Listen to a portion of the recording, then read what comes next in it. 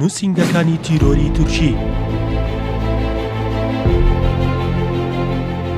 دوای دەست لە کارکێشانەوەی لە پارتی دادوگەشەپێدان ئەحمەد داوودۆغلۆ بە ئاشکراکردنی نهێنیەکان ئەردۆگان و لایەنگرانی پارتەکەی تووشی شۆک کرد. داود ئۆغلۆ لە کۆنگرەیەکی ڕۆژنامەنووسیدا دەست لە کارکێشانەوەی خۆی ڕاگەیاند و وتی مێژووی ڕادەستکردنم بۆ لیژنەی تەئدیبی مێژووی وازێنانی پارتی دادوگەشەپێدانە لە بنەما سەرەکیەکانی.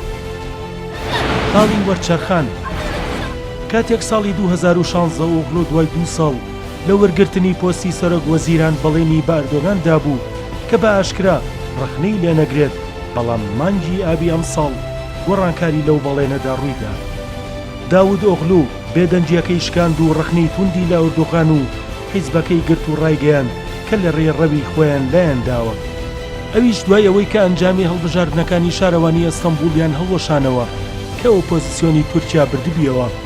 هەروەها ئۆغلۆ ڕخنەی لەو بڕیارە گرت کە 19 ئاب 3 سەرۆک شارەوانی دیاربەکر و ماردین و وانی لە پۆستەکانیان دوورخستەوە کە هەرسێکیان ئەندامی هەدەپە بوون، ئەویش بە تۆمەتی هاوکاریکردنی پەکەکە.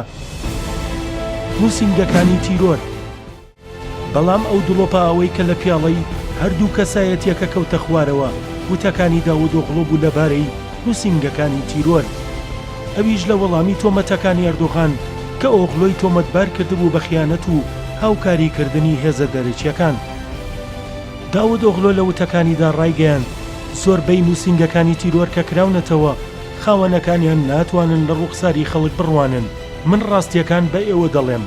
ئۆغلۆ ئاماژەی بەوە کردووە کە مانگی 7 تا مانگی 11 ساڵی 2015 بە مەترسیدارترین و قورسترین ماوەی سیاسی لە مێژووی تورکیادا دادەنرێت. پارتی دیموکراتی گەلان هەدەپە بەهۆی هێرشە تیرۆریستیەکانەوە دەیناڵاند و زیاتر لە 370 نووسینگەی هەدەپە لە تورکیا سووتێنران و تەقێنرانەوە.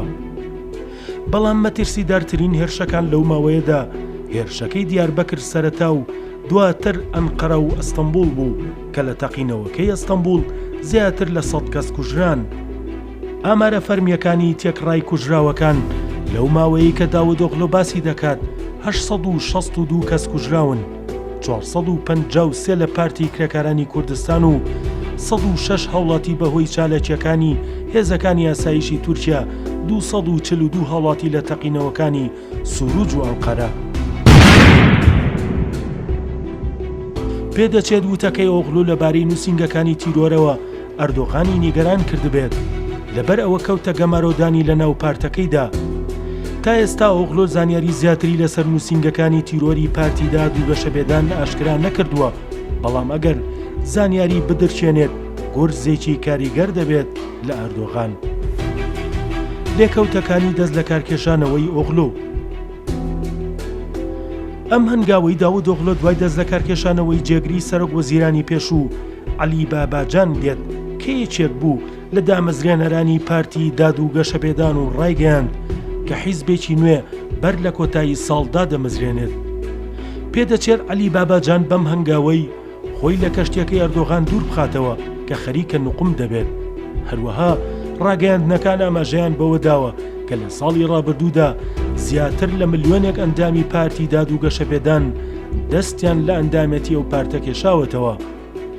مستەفا ئەزۆگان چاودێری سیاسی لەو بارەوە بە سکای نیوزی عەرەبی ڕاگەیاندووە کە حیزبەکەی ئەردۆغان بەردەوام لە پاشەکشێدایە، واتە لە هەڵبژاردنەکانی داهاتوودا دەدۆڕێت. هەروەها نووسەر و توێژەری سیاسی جەواد گۆک پێی وایە ترسەکانی ئەردۆغان لە عەلی باباجان بەهۆی ئەوەیە کە باباجان تایبەتمەندە لە بواری ئابووری و سەرکەوتوو بۆ تیایدا.